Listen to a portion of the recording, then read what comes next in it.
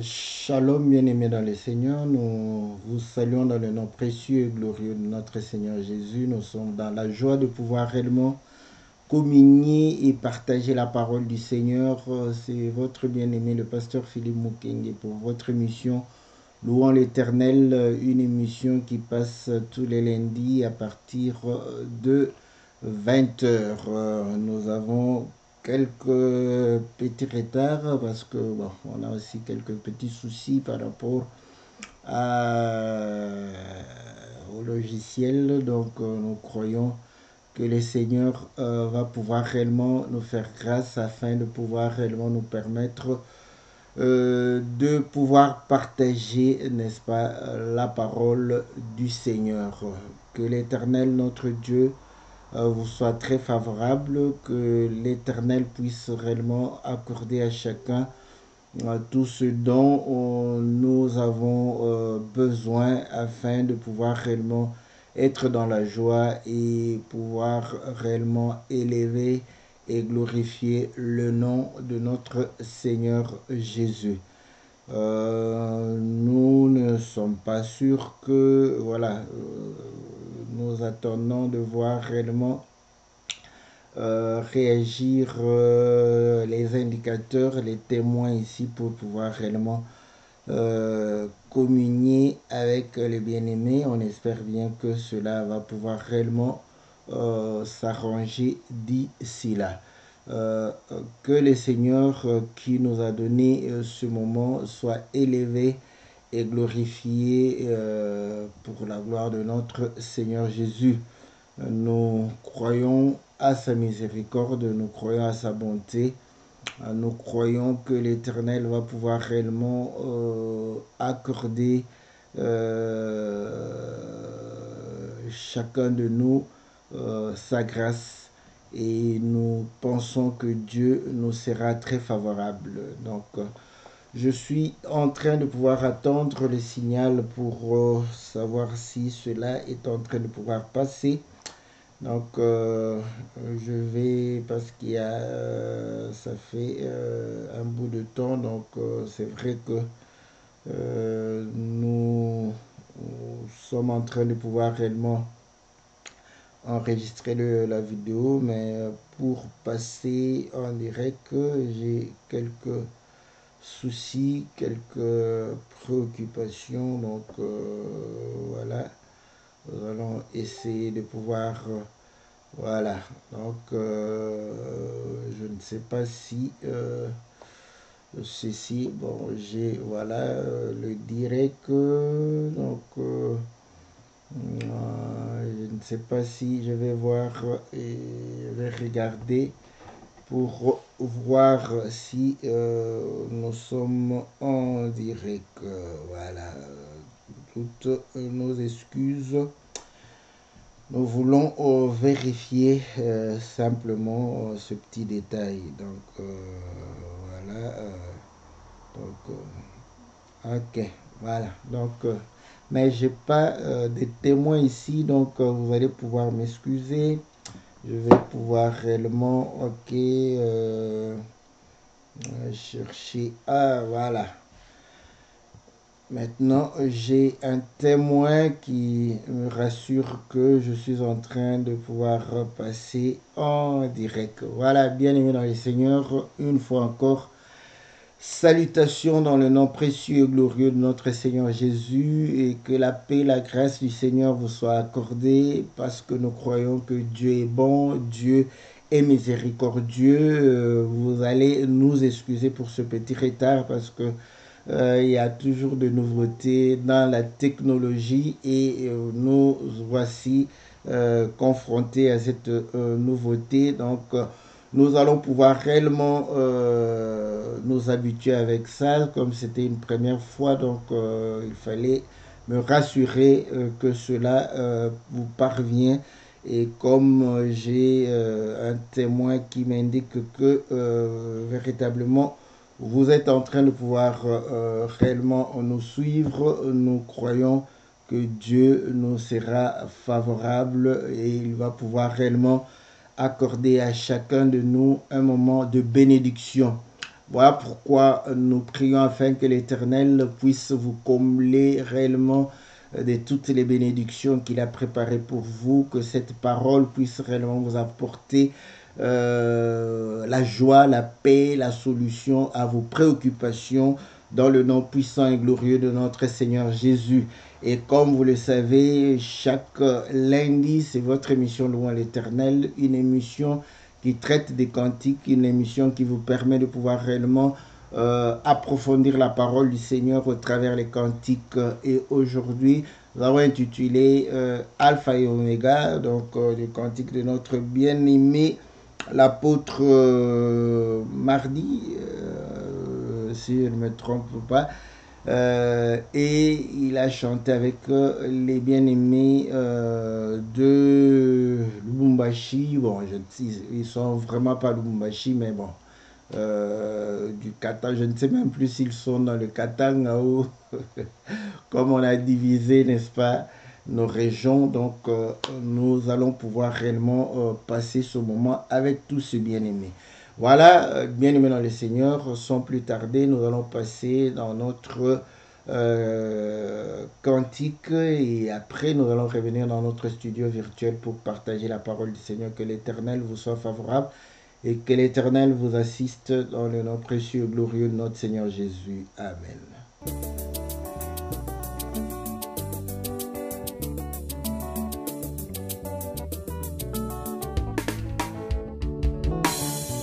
Yosali, Jésus, Jésus,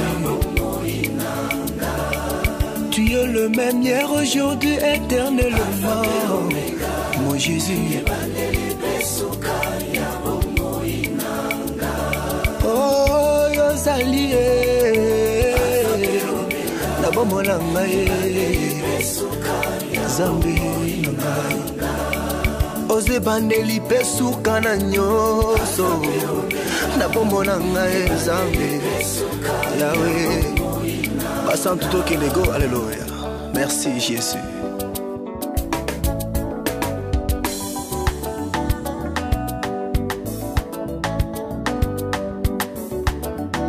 Yobongwanite, yobongwanite, yobongwanite. Shama yobongwanite, yobongwanite, yobongwanite. Yes, yobongwanite. Sambalati nzoto, Sambe, Yahweh, Hallelujah. Oh, kombo yolise kwa na ngai kombo na ye na bombo nyonso ya Satana kombo na nguya na bengi yokosi na Yuda mobundi molongi ye esanati na Zambe Bongo kuna nekulusu Zoka yolonga Munguna ponanga ye Yahweh Nabenga kayo Nyoka ya bomo Jésus Ezanatina Ezanatina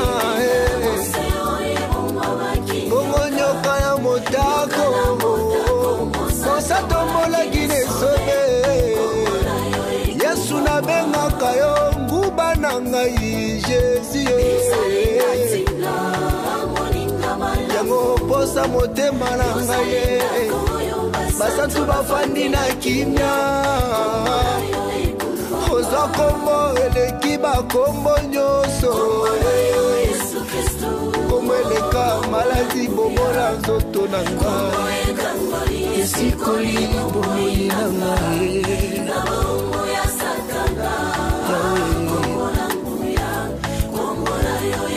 Ozwa kombo eleki bakombo nyoso Yesu Ozwa kombo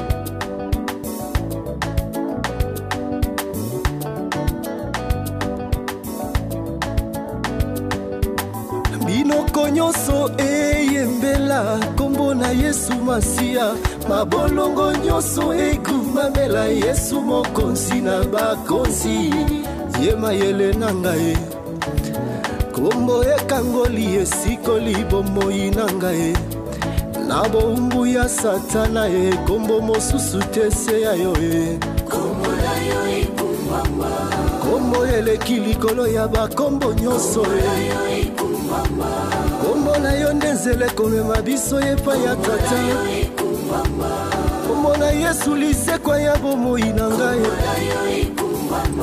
kombo mosusu te pesamela biso elese ya yo Yesu.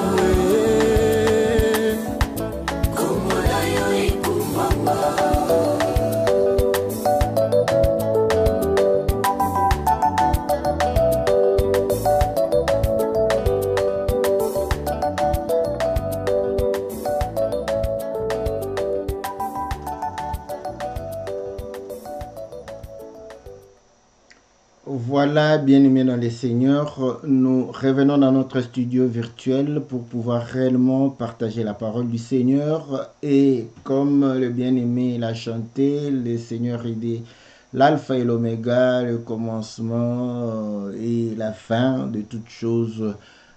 Et nous croyons que c'est lui qui est réellement le Dieu qui prend soin de nous. Il est le même hier, aujourd'hui, éternellement. Et voilà pourquoi nous devons nous confier en lui. Donc, il est en train de montrer comment le Seigneur est au-dessus de tous les noms. Il est au-dessus de tout ce qui est élevé et que toute langue doit réellement confesser le nom du Seigneur, sa gloire et sa magnificence. Et voilà pourquoi il chante que sa vie doit réellement être sous la conduite et l'autorité de notre Seigneur. Donc, afin de pouvoir réellement confier toutes choses entre les mains du Seigneur. Voilà, bien-aimés dans le Seigneur, c'est le résumé pour nos frères et sœurs qui ne comprennent pas le lingala. Donc, le cantique a été chanté en lingala. Voilà, donc nous allons pouvoir réellement insister sur Alpha Oméga, c'est le titre aussi du cantique, et nous allons lire l'écriture dans le livre de Apocalypse au chapitre 22 au verset 13. Il est dit: je suis l'Alpha et l'Oméga, le premier et le dernier, le commencement et la fin. Donc ça, c'est ce que le Seigneur est en train de pouvoir dire. Et nous sommes dit que quel intérêt le Seigneur a à avoir à être le premier et le dernier. Dans l'entendement humain, vous allez comprendre que nous, les humains, nous aimerions être les premiers. Donc, quand vous êtes dans une classe, vous voudriez être les premiers. Quand vous êtes dans une compétition, vous voudriez bien être le premier, pas le dernier.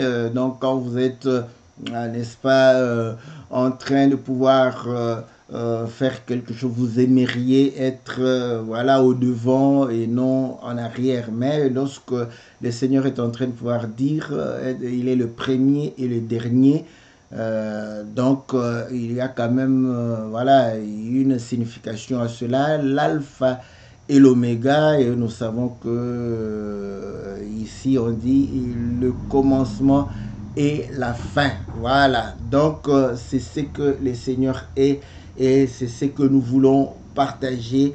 Pourquoi le Seigneur veut être le premier et être le dernier, pourquoi le Seigneur voudrait être l'alpha et l'oméga. Donc c'est cela que nous allons pouvoir partager avec vous, parce que nous croyons que l'Éternel ne fait rien, n'est-ce pas, au hasard. Il a fait toutes choses pour un but. Voilà. Bien-aimés dans le Seigneur, vous allez comprendre une chose, que lorsque nous regardons, n'est-ce pas, le parcours de l'homme, vous allez comprendre que l'Écriture est en train de pouvoir souligner et signifier que nous étions réellement tous perdus parce que nous étions tous dans le péché. Et à ce moment-là, vous allez comprendre que l'homme s'est éloigné, n'est-ce pas, de la face du Seigneur. Mais au commencement, et vous allez comprendre que c'est l'Éternel qui a fait toutes choses. Et l'Écriture dit, faisons l'homme à notre image et à notre ressemblance. Et il va pouvoir réellement former l'homme à partir de la poussière de la terre et pouvoir réellement souffler dedans. Donc, et l'Écriture est en train de pouvoir confirmer que l'homme est devenu une âme vivante. Donc, nous comprenons que au commencement de la vie de l'homme, c'était Dieu, n'est-ce pas, qui en était l'auteur. Donc, c'est lui le commencement de la vie, n'est-ce pas, d'Adam. Et lorsque Adam va pouvoir pécher, et c'est là où vous allez comprendre que Adam va s'éloigner de la face du Seigneur. Et l'Écriture le démontre que lorsque Adam va entendre la voix de l'Éternel, Adam va pouvoir aller se cacher loin de sa face parce que il était nu et ne pouvait se présenter devant Dieu, n'est-ce pas, tout en étant nu.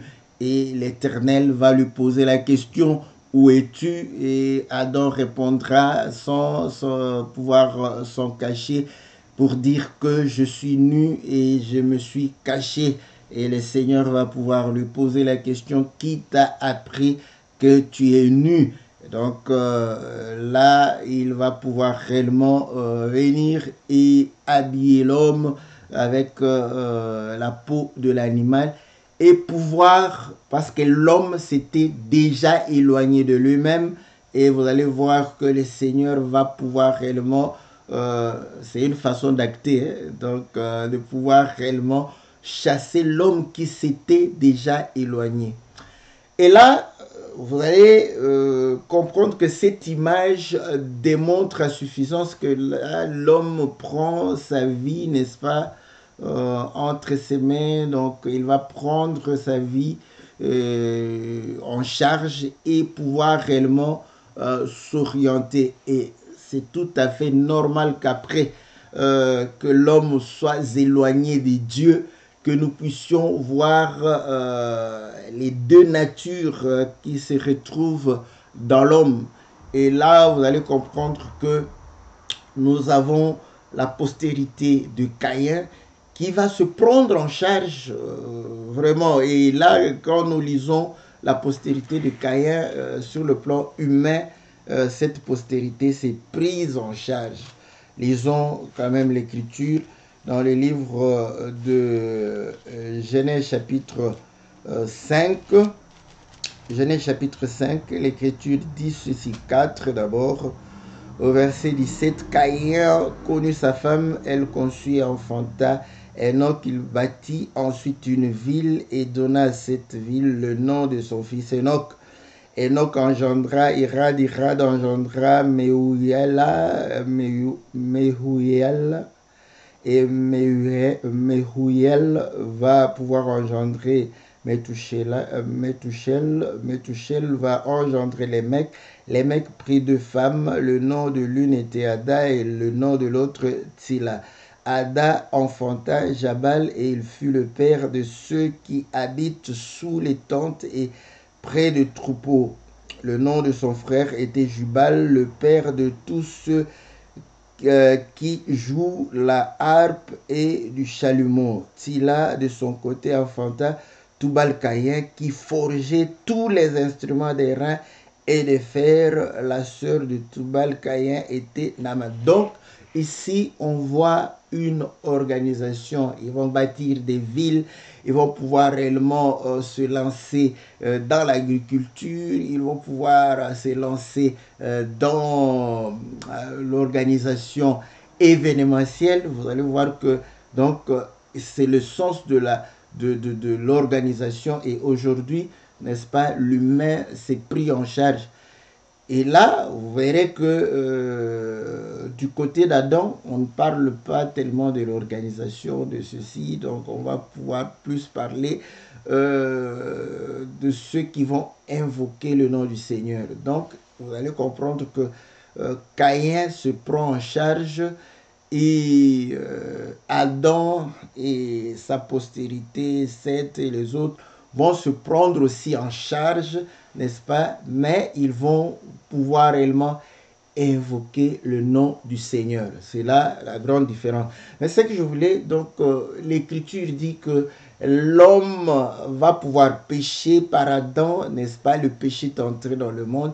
Et nous tous, nous avons péché. Et j'insiste ici, pourquoi? Parce que il y a une doctrine, parce que l'Écriture dit que Dieu a établi le ministère afin que le peuple de Dieu soit édifié et perfectionné, n'est-ce pas? Donc le ministère, c'est pour l'édification et le perfectionnement, afin que nous puissions parvenir à la stature parfaite de Christ, pour que nous puissions, n'est-ce pas, ne pas être ballottés par tout vent de doctrine. Donc il y a des doctrines, des enseignements qui sont devant, qui vont pouvoir réellement chercher à pouvoir nous renverser, mais nous croyons que lorsque nous sommes bâtis sur le solide fondement, nous n'allons pas pouvoir être ébranlés. Et voilà pourquoi dans le livre de Colossiens chapitre 2 au verset 8, il est dit que personne ne puisse au travers la philosophie, n'est-ce pas, vous prendre comme une proie, n'est-ce pas, et qui ne puisse pas vous amener, n'est-ce pas, à vous séduire par les traditions, les mœurs, par les rudiments du monde, par l'observation du monde, et non sur Christ, car nous devons être fondés sur Christ Jésus. Et ici, vous allez comprendre qu'il est dit que quand l'homme a péché, nous tous, nous avons péché. Voilà, donc nous avons péché en Adam. Ce n'est pas le fait que Adam a couché avec sa femme, que voilà, que c'est ça le péché, et que comme nous tous nous venons par la communion entre l'homme et la femme, donc voilà, nous tous nous sommes en train de pouvoir réellement porter le péché d'Adam. Ça, c'est très faux, parce que nous disons dans le livre de 1 Corinthiens chapitre 6, il est dit que celui qui s'attache à une prostituée forme une même chair avec la prostituée, car est-il dit les deux deviendront une seule chair. C'est une écriture qui démontre que avant même que Ève ne puisse manger l'arbre de la connaissance du bien et du mal, Dieu avait déjà prévu cette communion, parce que Adam va prophétiser pour dire que l'homme quittera son père et sa mère et s'attachera à sa femme. Les deux deviendront une seule chair. Donc l'homme allait pouvoir communier, coucher avec sa femme pour former une seule chair. Dieu savait que c'était par le Fils que la mort allait être vaincue. Et vous allez voir que naturellement, quand vous engendrez, vous perpétuez la vie. La vie va pouvoir réellement dominer sur la mort. Si vous ne savez plus vous procréer, vous donner, n'est-ce pas, naissance à la postérité, engendrer, enfanter, vous allez voir que la vie va s'arrêter. Donc si la stérilité frappe tout le monde, la vie va disparaître de la terre. Donc la fécondité, n'est-ce pas, et la victoire sur la mort. Voilà pourquoi au commencement, vous allez comprendre que Adam et Ève, n'est-ce pas, n'avaient pas besoin de pouvoir réellement s'accoupler. Pourquoi? Parce que la mort n'était point, n'est-ce pas, entrée. Donc vous allez comprendre que le Seigneur se présente comme étant le Fils qui est la résurrection de... Bon, permettez-moi de pouvoir dire cela, n'est-ce pas? Je sais que ce sont des choses qui peuvent sembler difficiles à comprendre. Le Fils est la résurrection du Père. Pourquoi je le dis? Je ne le dis pas juste comme ça. Vous allez comprendre que dans Genèse chapitre 38, lorsque Er va pouvoir être frappé par Dieu, Judas va prendre réellement son jeune frère. Oh non, pour lui dire, va prendre la femme de ton frère, couche avec elle, suscite, n'est-ce pas, une postérité à ton frère afin que le nom de ton frère puisse se revivre. Donc, vous voyez, ce fils-là sera la résurrection, n'est-ce pas, du Père. Voilà. Bon, quand on dit comme ça, n'est-ce pas, j'ai pris cette image hein, qui est tellement claire. Voilà pourquoi dans tout cela, vous allez comprendre que c'était le nom de Judas qui était menacé. Parce que c'est comment l'héritage passe par le droit d'aînesse. Et c'est comme ça que Judas voulait, n'est-ce pas, rassurer la pérennité, n'est-ce pas, de son premier-né qui a été frappé par Dieu. Et là, l'histoire va se faire que Judas lui-même va pouvoir réellement coucher avec sa belle fille. Et il y aura, n'est-ce pas, le fils. Et si vous lisez, vous allez voir que quand c'était deux jumeaux, ce sont des prédications, des enseignements que les prophètes et les docteurs enseignent beaucoup là-dessus. C'était deux jumeaux, vous allez voir qu'il y a eu une main, n'est-ce pas, qui a été sortie. On va mettre le fil cramoisi, la main va entrer et un enfant, celui qui avait le fil cramoisi, va rentrer dans le sein maternel, son frère va sortir. Et on va dire qu'il a fait, n'est-ce pas, une brèche pour pouvoir réellement sortir. Donc, vous allez comprendre que tout ceci n'est pas en vain pour démontrer réellement l'œuvre, n'est-ce pas, de la croix qui va pouvoir réellement manifester, n'est-ce pas, l'œuvre de la croix qui va pouvoir réellement racheter ceux qui étaient, n'est-ce pas, dans le péché. Voilà, donc vous allez comprendre une chose que en Adam, nous avons tous péché. Pourquoi? Parce que nous étions dans ses reins. Lévi a payé sa dîme dans les reins d'Abraham. Les reins, c'est là où le Fils réside. Nous étions dans les reins d'Abraham. Quand nous étions dans les reins d'Adam, quand Adam a péché. Or, il y a une loi qui démontre une chose aussi que quand, n'est-ce pas, une maison, n'est-ce pas, est souillée, tous ceux qui sont dans cette maison sont souillés. Voilà.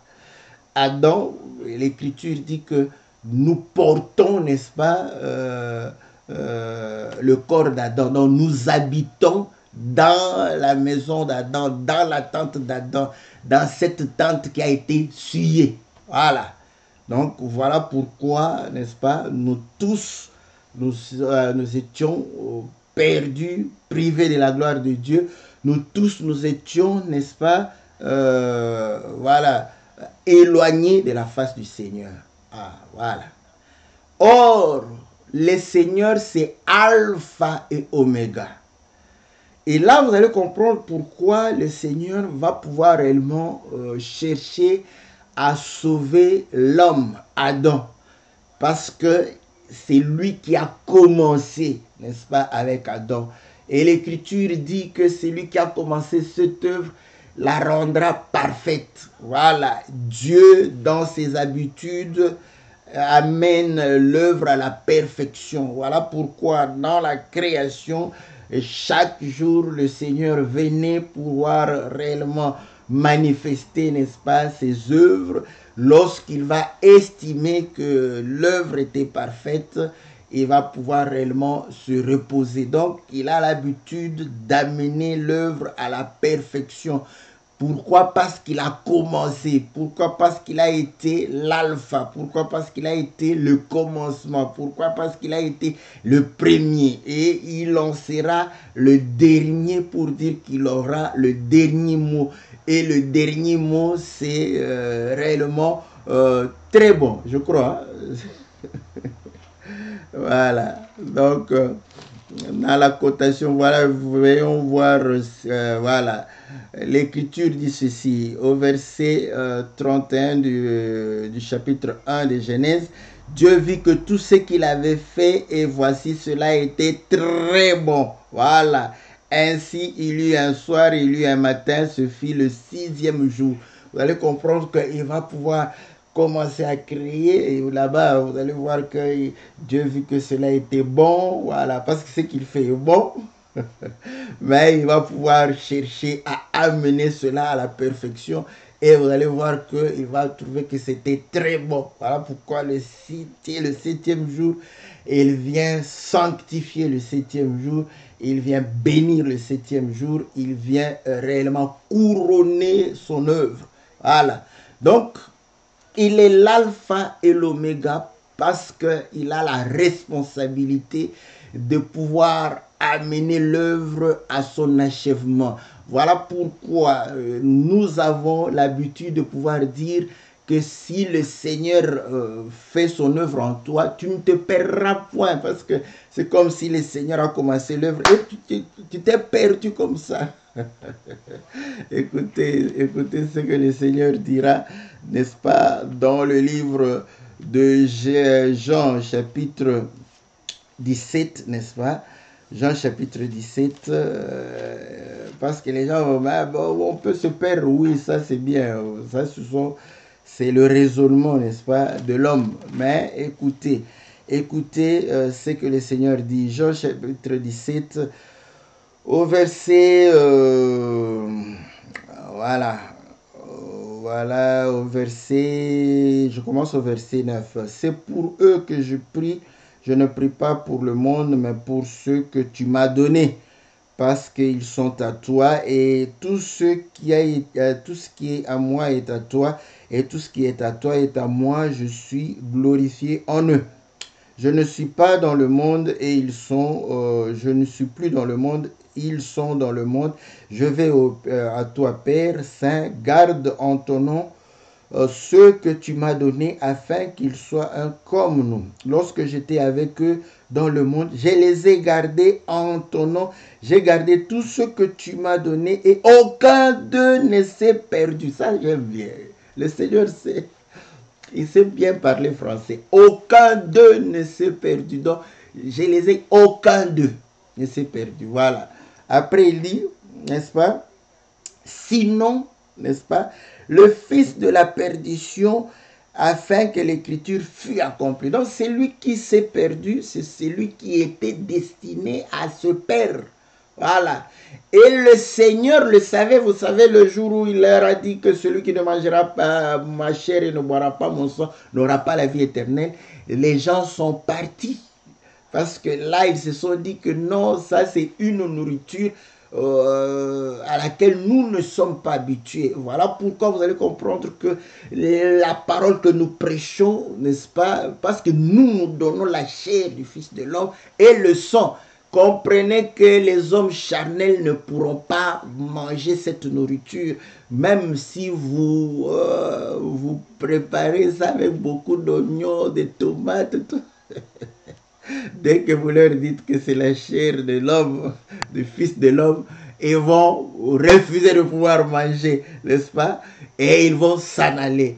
Et le Seigneur va pouvoir leur dire, mais vous, pourquoi vous restez? Pierre dira, c'est à toi qu'appartiennent les paroles de vie, à qui irions-nous? Il dit, ok, vous êtes restés, mais parmi vous, il y a un démon que je ne veux pas délivrer. Voilà, vous comprenez que et puis écoutez, vous allez voir que dans son comportement, le Seigneur prend la caisse, sachant qu'en lui il y avait la cupidité, il lui donne la caisse.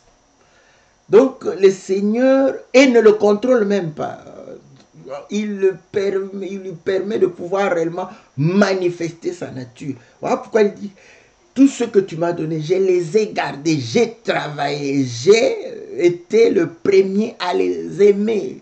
Ce n'est pas vous qui m'avez aimé le premier, mais c'est moi qui vous ai aimé en premier. Et cet amour, n'est-ce pas, va pouvoir réellement se manifester et il aura le dernier mot sur l'amour. Voilà pourquoi il va encore manifester l'amour, n'est-ce pas, au travers l'œuvre de la croix, il va le manifester encore au travers la communion que nous aurons avec lui, n'est-ce pas, dans les airs. Donc vous allez comprendre une chose, que lorsque le Seigneur commence une œuvre, il va pouvoir achever cette œuvre, amener l'œuvre à la perfection. Donc, il doit être le premier, il doit être le commencement, il doit être, n'est-ce pas, c'est lui qui débute, voilà, l'alpha. Mais s'il n'est pas l'alpha, il ne sera pas oméga. Voilà pourquoi il dit que je suis alpha et oméga. Donc, il n'est pas seulement alpha, il n'est pas seulement oméga, mais il est alpha et oméga. Parce que s'il commence, il va terminer. Bon, tu commences avec le Seigneur. Parce que, vous voyez, c'est là où nous disons la prédication, ou ce que nous disons. C'est-à-dire que ce n'est pas nous qui trouvons le Seigneur. Il s'est fait trouver. Voilà. Et c'est lui qui fait l'œuvre en nous. Ce n'est pas nous qui le choisissons. C'est lui qui nous a choisis. C'est lui qui nous a aimés. C'est lui qui nous a trouvés. C'est lui qui... Donc, voilà, quand tu crois que c'est toi, donc tu seras le premier.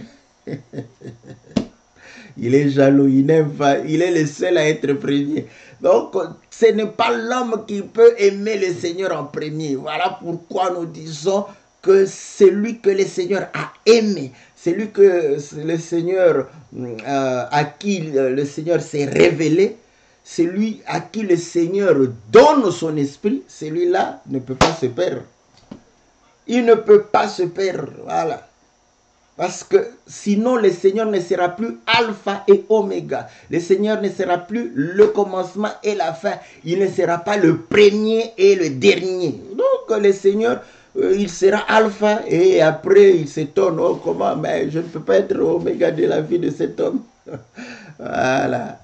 Donc, les confessions ou la croyance, les doctrines qui disent que non, voilà, tu peux commencer avec le Seigneur et voilà, si toi tu commences, si le Seigneur commence avec toi, il va terminer avec toi. Mais si toi tu commences avec le Seigneur, tu vas l'abandonner. Voilà, c'est tout à fait normal. Donc, ceux qui commencent avec le Seigneur, ils l'abandonneront parce que eux ils ont commencé avec le Seigneur.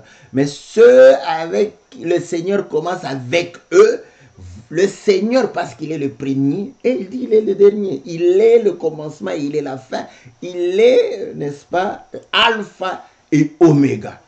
Voilà pourquoi vous allez comprendre ce que j'étais en train de pouvoir dire, que quand nous prenons Adam, nous comprenons maintenant pourquoi le Seigneur qui a formé Adam, qui a soufflé en Adam, il ne pouvait pas laisser comme ça son œuvre, n'est-ce pas, s'évaporer et se perdre. Il devrait suivre son œuvre parce qu'il a commencé l'œuvre, il devrait suivre cette œuvre-là pour pouvoir achever cette œuvre-là. Voilà le pourquoi du plan de rédemption. Le Seigneur était obligé de pouvoir sauver l'homme parce qu'il avait commencé avec l'homme. Maintenant, là, nous parlons comme on fait la macroéconomie, mais la microéconomie, c'est la petite cuisine du foyer là-bas. Donc, vous allez comprendre que individuellement, nous sommes nés dans le péché. Adam n'était pas né dans le péché, hein? Bon, en tout cas... Voilà, donc quand on regarde ça, apparemment, donc, voilà. Mais nous, parce que nous sommes dans cette maison, dans cette tente qui a été souillée, nous sommes réellement nés dans le péché, donc loin de la face de Dieu. Nous sommes nés, n'est-ce pas, dans cette autonomie de vie. Voilà, nous sommes nés en prenant notre vie en charge. Voilà, sans que le Seigneur... Voilà pourquoi vous allez comprendre qu'il est important parce qu'il est alpha et oméga. Donc, comme nous sommes nés dans le péché, c'est comme ça que le Seigneur dira à Nicodème, il faudrait que l'homme naisse de nouveau. Ah, c'est pour quelle raison, mes bien-aimés? c'est afin qu'il puisse récupérer, n'est-ce pas, son attribut d'alpha. Parce que si on ne naît pas de nouveau, il sera oméga dans ta vie parce qu'il n'a pas commencé avec ta vie, il va finir avec toi. Il ne peut pas. Il est alpha et oméga. D'où le fait que nous sommes nés dans le péché. Il s'est dit pour être alpha. Parce qu'il ne peut pas, n'est-ce pas, échapper à cet attribut d'alpha et d'oméga, de commencement et de fin, de premier et de dernier. D'où il fallait que nous puissions naître de nouveau. Voilà. Parce que là, quand nous naissons de nouveau, c'est là où il reprend, n'est-ce pas, l'attribut du premier, l'attribut d'alpha, l'attribut du commencement, du commenceur. Voilà. Voilà. Donc, si tu n'es né pas de nouveau, comprends que, voilà, Dieu ne peut pas être ta destinée. Il ne peut pas être ton aboutissement. Il ne peut pas être ton alpha. Il ne peut pas être le dernier dans ta vie. Voilà. Il n'aura pas le dernier mot. C'est comme ça qu'il va pouvoir dire à Nicodème, nous lisons l'Écriture. Voilà, il lit ceci.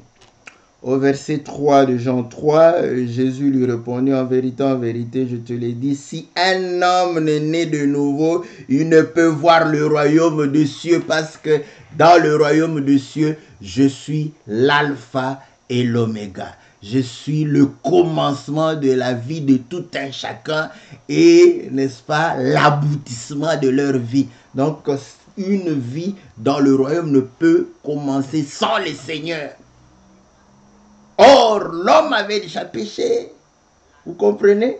Et comme l'homme avait péché, nous qui sommes nés, n'est-ce pas, d'Adam, vous allez comprendre que nos vies, n'est-ce pas, étaient loin de la face du Seigneur. Et ainsi, pour que le Seigneur puisse te prendre en charge, puisse réellement avoir cette responsabilité de pouvoir intervenir dans tes problèmes, il doit être alpha et oméga. Voilà. Parce qu'il est celui qui commence toutes choses et il va pouvoir te défendre. Voilà pourquoi il dit c'est lui qui gardera sa vie. Voilà. Il paiera parce que le Seigneur ne pourra pas. Donc, pour que tu puisses garder cette vie, pour que tu puisses avoir, n'est-ce pas, la vie, tu dois perdre. Parce que là-bas, il n'était pas premier, tu dois perdre. Pour qu'il puisse être premier dans ta vie, pour qu'il soit le commencement, le soubassement, le fondement, qu'il soit réellement la racine de ta vie.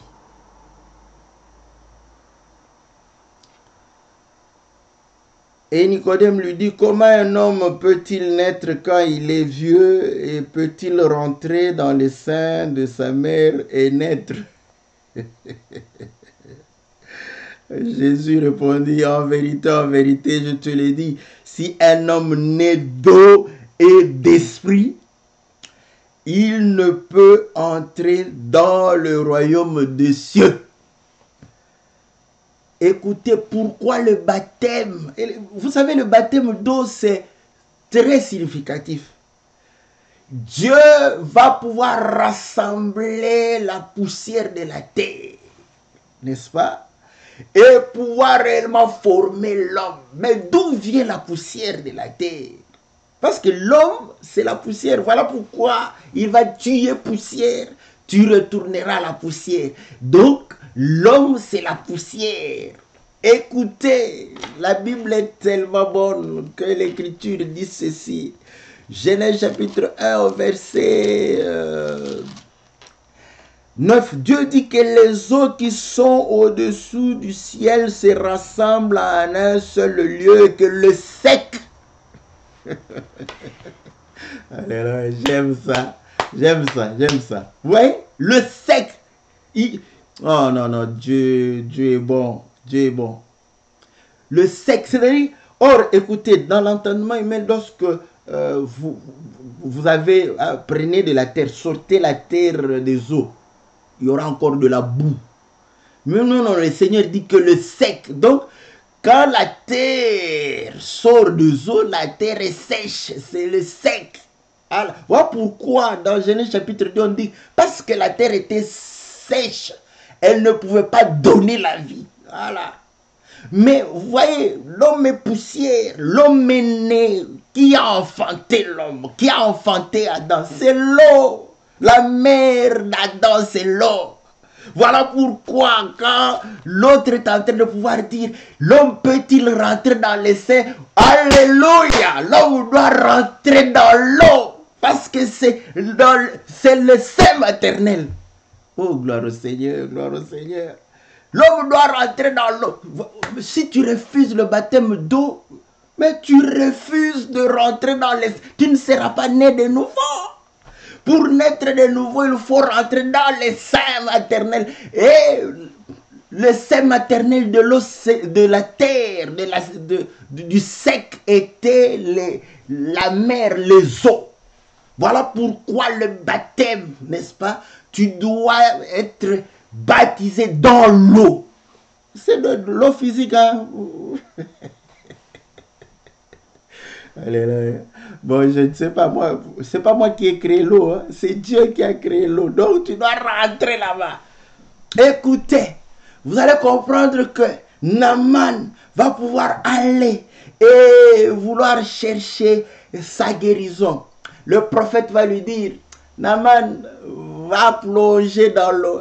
Quand Naaman est rentré dans l'eau, avez-vous lu l'écriture?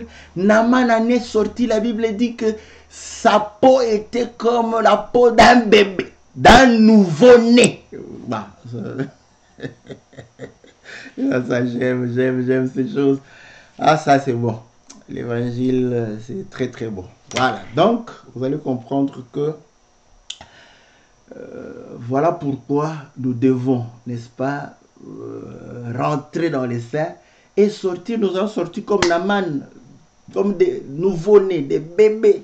À ce moment-là, vous allez comprendre que le Seigneur devient, n'est-ce pas, l'alpha. Et il va commencer à marcher avec nous, nous conduire jusqu'à l'oméga, jusqu'à la perfection, jusqu'à l'aboutissement, jusqu'à la fin. Je serai avec vous jusqu'à la fin des temps. Je ne vous laisserai pas orphelin. Je serai votre papa. On dit que les Africains aiment bien par dire papa, votre père. Bon, je suis africain. On aime bien papa. Papa, ça sonne bien. Papa, je serai votre papa. Je serai votre père. Quelqu'un va dire, mais pourquoi vous dites maman, papa, c'est mère?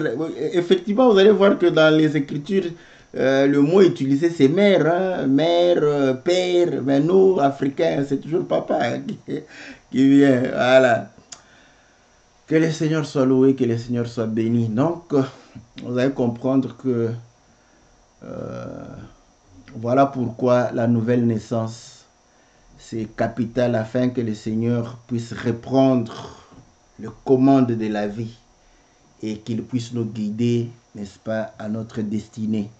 Et ainsi, nous pouvons être sûrs, très sûrs, que parce que nous ne sommes pas nés de la chair ni du sang, n'est-ce pas, donc nous serons à la ressemblance de notre Seigneur. Voilà, bien-aimés dans le Seigneur, ce que nous avions à pouvoir partager avec vous en ce jour par rapport au fait que le Seigneur est alpha et oméga et le commencement et la fin.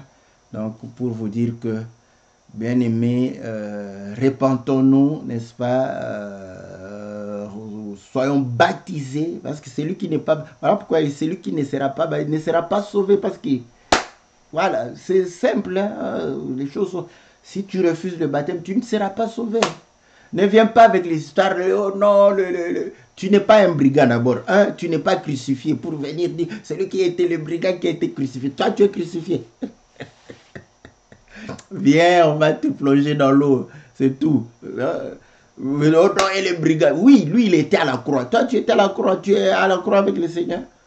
Laisse-le, lui il a eu sa grâce d'être à la croix à côté du Seigneur. toi, tu as toute ton intelligence et tu as compris que tu dois te faire baptiser. Viens, nous allons te faire baptiser et tu vas pouvoir réellement marcher en nouveauté de vie. Que le Seigneur vous soit très favorable, que le Seigneur vous bénisse. Dans le nom précieux et glorieux de notre Seigneur Jésus, comme on le dit toujours, voilà, soyez vraiment grand merci aux bien-aimés qui nous soutiennent, n'est-ce pas? Et nous faisons, n'est-ce pas, cette œuvre, nous soutenons les frères et les sœurs et nous croyons que cela sera une très très bonne chose pour nous tous. Soyez bénis, soyez réellement comblés de toute richesse, afin que vous puissiez davantage contribuer, n'est-ce pas, à soutenir les chantres. On se retrouve lundi et mercredi pour l'émission que la Bible parle, lundi pour louant l'Éternel. Que Dieu vous bénisse, que Dieu le Seigneur vous soit favorable, dans le nom précieux et glorieux de notre Seigneur Jésus. Amen.